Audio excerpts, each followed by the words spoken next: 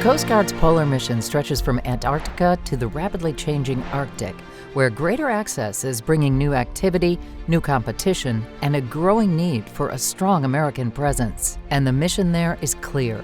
Our first line of effort is ensuring that we are able to carry out our statutory missions and be there for purposes of rescue, environmental protection, defending our own sovereignty. We have living marine resources. We have an exclusive economic zone. And our second line of effort is to ensure that we maintain presence to be a deterrent from any malign action against the United States. The geopolitical realities of open sea ice and northern shipping routes have dictated, a need to have more polar presence. Polar presence depends on polar security cutters.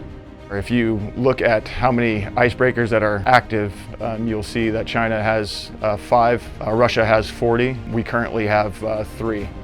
2 that operate in the Arctic. Polar Star is also able to operate in the Arctic, but we focus our concentration down on the annual resupply for Operation Deep Freeze in Antarctica. The Polar Star's next mission to McMurdo Station will be her record-breaking 30th. It could take up to 5 months. Our route from Seattle down to Antarctica, the total round trip is about 20,000 nautical miles. That's a lot of territory, all to open an ice channel in the Ross Sea so cargo ships can deliver the supplies necessary to keep the largest Antarctic research facility operating. Polar Star is an enduring symbol of American resolve. She was commissioned in 1976. The Polar Star is 399 feet. It is a approximately 13,000 ton vessel, has capacity for over 1.3 million gallons of fuel. The crew is roughly around 145 people. Really every day is kind of different. We could be breaking out an ice channel, we could be doing an ice escort, we could be breaking a cruise ship out of a floe that got stuck down there, so it really depends day to day. But the challenge that defines Polar Star's mission the most is how she can break through miles and miles of the thickest sea ice on Earth. We use torque and power from 3 motor turbines that give us 75,000 horsepower to thrust the vessel up upon the ice, and then we're using the gravity, the weight of the bow, and the unique hull shape is what crushes the ice. It can break through 6 to 8 feet, roughly at 3 knots, and in extreme conditions, ridge ice up to 21 feet via backing and ramming. So for the area that we break ice in, we're the only ones that can do it. We do have other icebreakers that work in the north in the Arctic. The Coast Guard cutter Healy, commissioned in 2000, and our recent acquisition, the Coast Guard cutter Storis. So Polar Star is turning 51 this coming year. Recently went through a surface life extension project.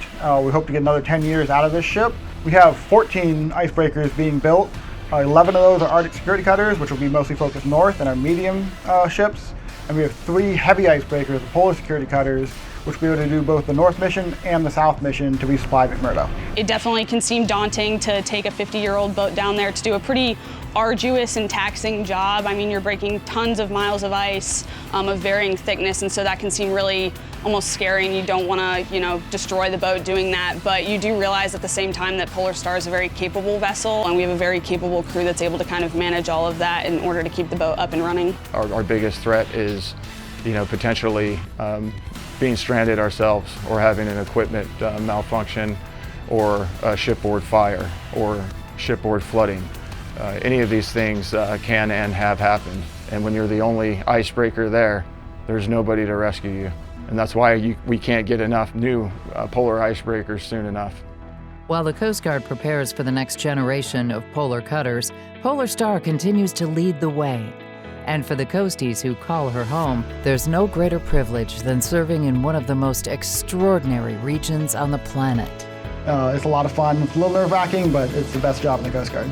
Just being a part of such a great service and a great crew has been an absolutely amazing experience, and just the opportunity to go down to continents that's pretty much untouched and unexplored is just an absolutely amazing opportunity. In a world that's becoming increasingly small, to get out there and you just see the expanse and just see the majesty of nature in its full form.